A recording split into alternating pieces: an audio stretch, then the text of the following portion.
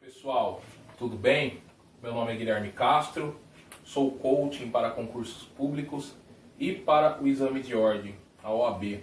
E hoje nós iremos iniciar o nosso trabalho com relação aos estudos para o exame de ordem.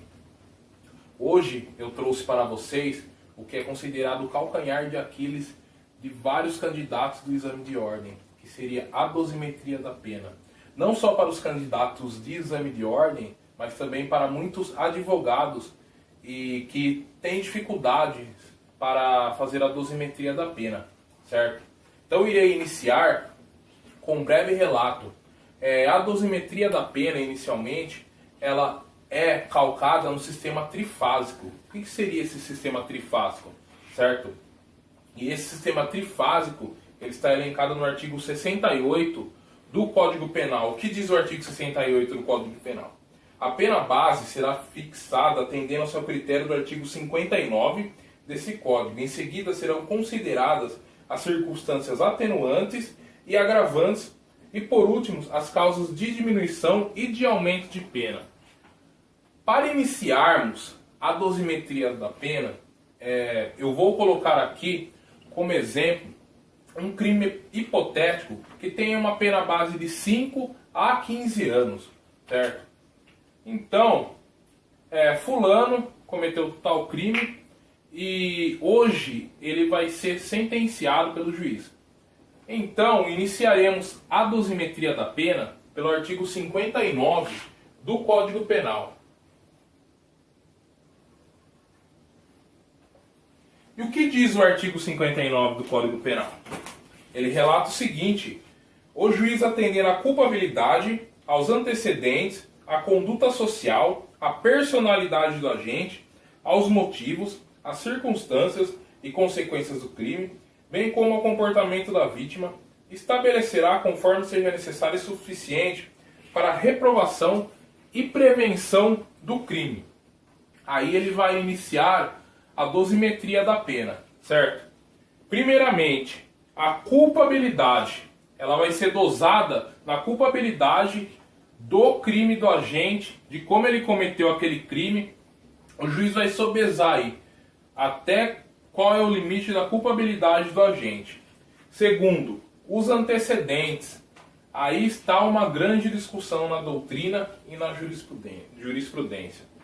Reza o artigo 64, parágrafo 1º do Código Penal, que eu irei ler aqui para vocês, o seguinte: para efeito de reincidência, bem como também como nos maus antecedentes, não prevalece a condenação anterior se entre a data do cumprimento ou a extinção da pena a infração posterior tiver decorrido período de tempo superior a 5 anos, computado o período de prova da suspensão ou do livramento condicional, se não ocorrer revogação. O seguinte, passou 5 anos de um crime, você não é mais reincidente. Porém, tem a questão dos maus antecedentes. Esses 5 anos do cometimento do crime até esse próximo crime que o agente cometeu, ele é chamado de período depurador. Ou seja, esses 5 anos, passaram-se esses 5 anos, isso não pode ser mais contado para fins de reincidência. Mas, porém, existe uma discussão muito grande na doutrina se esses 5 anos, se passar desses 5 anos, pode ser declarado como maus antecedentes. É o seguinte, o STF entende que não. O STF usa o período do esquecimento, tanto para a reincidência, tanto para os maus antecedentes. Já o STJ entende de forma diversa. O STJ entende que os maus antecedentes, mesmo passado o período depurador, ele prevalece. Então serve para sopesar aqui no artigo 59 do Código Penal. Isso é muito importante, pessoal. Isso é muito importante para você que vai fazer concurso para promotoria ou defensoria pública. Essa discussão é totalmente importante para a fundamentação em provas discursivas, certo? A conduta social do agente. A conduta social do agente, outra discussão pertinente aqui do artigo 59. Ela vai levar em consideração apenas o comportamento do agente no âmbito social, entendeu? Não os seus maus antecedentes, não se ele cometeu crime ou não. Então vai sobesar como ele era na família, como ele era com os amigos, como ele era na escola. Essa é a conduta social. O juiz não pode e não deve fundamentar na questão da dosimetria da pena a conduta social do agente embasados nos maus antecedentes, porque isso é considerado bis in idem. Se ele entrou nos antecedentes, colocou nos antecedentes do réu, ele não pode aumentar a pena na conduta social com base nos maus antecedentes do agente. Certo? Então, depois a personalidade do agente, os motivos, as circunstâncias e o comportamento da vítima. Certo? Essas questões que eu elenquei do artigo 59, eles são divididos em quê?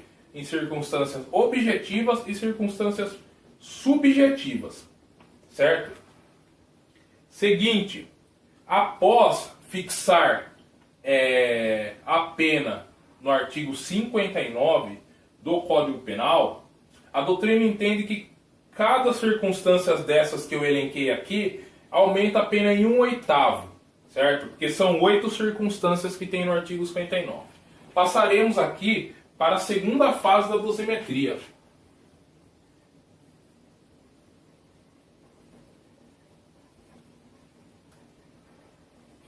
A segunda fase da dosimetria, nós iremos colocar aqui as circunstâncias agravantes e as circunstâncias atenuantes do crime, certo?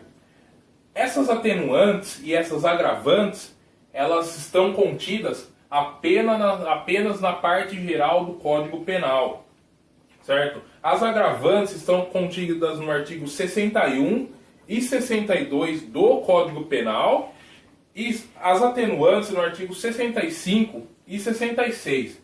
Aqui, prestem também muita atenção, certo? Existem circunstâncias agravantes e circunstâncias atenuantes que elas são preponderantes. A reincidência é uma circunstância agravante preponderante, ou seja, ela prepondera entre as outras atenuantes. Também a questão da confissão, a confissão espontânea do agente também é uma circunstância preponderante, porque faz parte da personalidade do agente. Isso prepondera entre as outras circunstâncias judiciais, certo? Mais um detalhe importante aqui. A pena, se ela está no mínimo legal e existir atenuantes ou agravantes genéricas, ela não pode ir abaixo do mínimo legal ou não pode ir também acima do máximo da pena, certo? Então, vamos supor aqui, naquela pena hipotética, naquele crime hipotético que eu coloquei para você, 5 anos. As circunstâncias judiciais do 59 foram todas favoráveis. Então aqui, se tiver uma atenuante,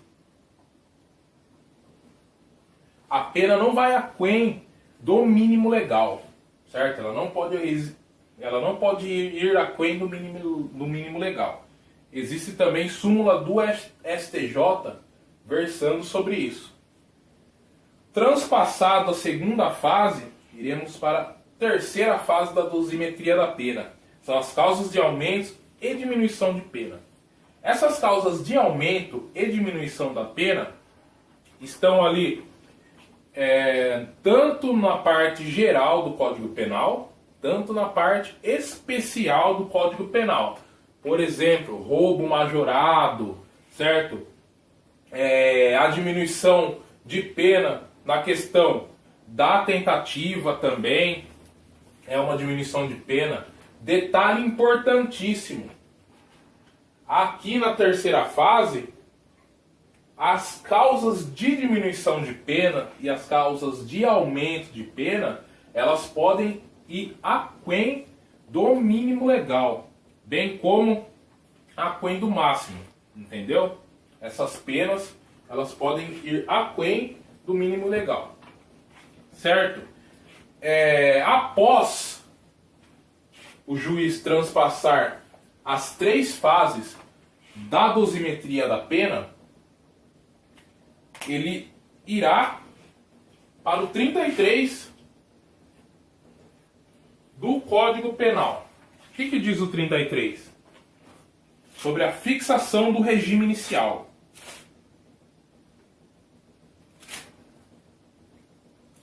Deixa eu abrir o 33 aqui. A pena de reclusão deve ser cumprida em regime fechado, semiaberto ou aberto. A detenção em regime semiaberto ou aberto, salvo necessidade de transferência em regime fechado. Regime fechado.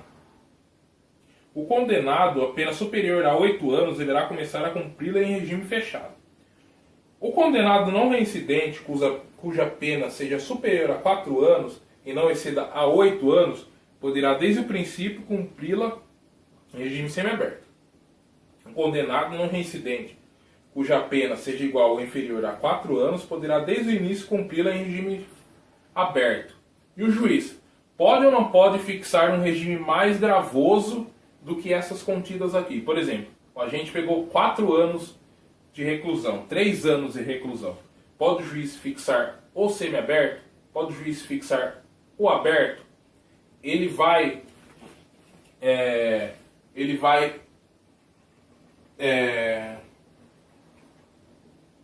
fundamentar no 59 do Código Penal. Se as circunstâncias, algumas circunstâncias judiciais foram desfavoráveis para o agente, ele pode aplicar um regime de início mais gravoso. Agora, se todas as circunstâncias judiciais foram totalmente favoráveis ao agente, não teve nenhuma desvaloração no artigo 59, o juiz ele não pode fixar um regime mais gravoso daquele elencado no artigo 33 do Código Penal, certo? Agora, uma questão muito importantíssima da Lei de Drogas, né? A Lei 11.346 de 2006, apenas para fechar aqui. Na questão do artigo 59, deixa eu abrir lá na Lei de Drogas para vocês, para ficar bem mais tranquilo aqui. O artigo 42, ele fala: o juiz na fixação das penas considerará com preponderância sobre o previsto no artigo 59 do Código Penal a natureza e a quantidade da substância ou do produto, a personalidade e a conduta social do agente. Então, aqui no 59, na Lei Especial de Drogas, entra também o artigo 42, né, sobre a natureza e a quantidade de droga, certo? E a pureza da droga serve para elencar algumas circunstâncias negativas aqui. A pureza da droga já decidiu os tribunais superiores que não é circunstâncias negativas para elevar a pena aqui no artigo 59. Gravem bem, apenas a natureza da droga e a quantidade da droga. Apenas para fechar aqui, pessoal, causa de diminuição de pena, 33, parágrafo 4º da Lei de Drogas, é aplicado na terceira fase da dosimetria, causa de diminuição de pena, certo? Espero que vocês tenham gostado. Na questão da dosimetria da pena, eu irei fazer uma apostila, irei colocar no link para vocês. Espero que vocês tenham gostado desse breve relato aqui, desse breve comentário sobre a dosimetria da pena. Mas não é só isso. Irei colocar na apostila mais coisas, certo? Agradeço a vocês aí, muito obrigado pela atenção e tenham uma excelente noite.